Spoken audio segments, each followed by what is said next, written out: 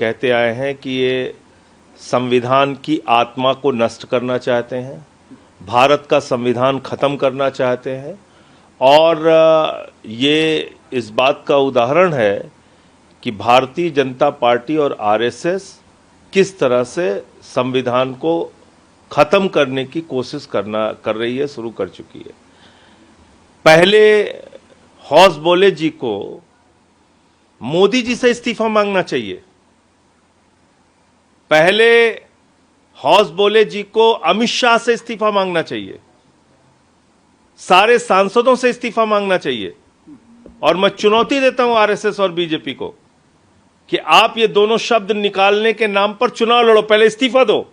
क्योंकि तुम्हारे नेता ने, तुम्हारे बच्चे ने, जिस कोख से बीजेपी निकली है, नरेंद्र मोदी जी ने इसी संविधान के ऊपर हाथ रख के शपथ ली है।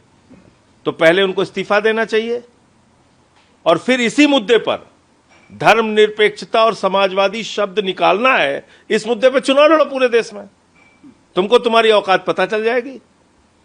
इस देश के लोग समाजवादी विचारधारा चाहते हैं कि नहीं चाहते हैं?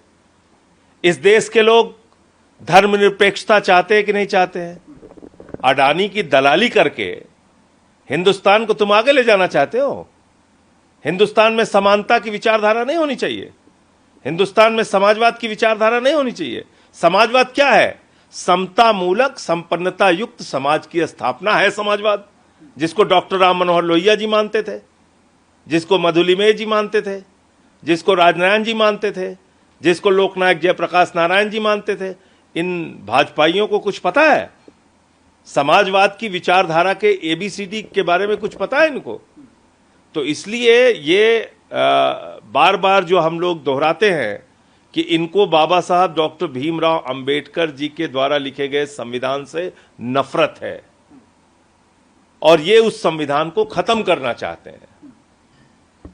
संविधान में कोई भी चीज शामिल की जाती है वो संसद की प्रक्रिया के तहत शामिल की जाती है। उसमें कुछ गलत होता है, कोर्ट जाते हैं और कोर्ट में यह मामला जा चुका है, सुप्रीम कोर्ट में, वहां से यह मामला खारिज हो चुका है।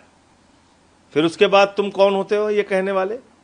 और पहले नरेंद्र मोदी जी का इस्तीफा मांगो, क्योंकि 2014 में इसी संविधान के ऊपर, जिसमें समाजवाद और धर्मनिरपेक्षता का शब्द है, हाथ रख के मोदी जी ने शपथ ली थी और तीसरी बार प्रधानमंत्री बने।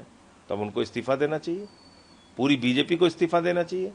और अगर तुम्हारे अंदर हिम्मत है और साहस है तो ये शब्द निकालने के मुद्दे पर तुम चुनाव लड़ो, तुम चुनाव लड़ो देश भर में, तो पता चल जाएगा।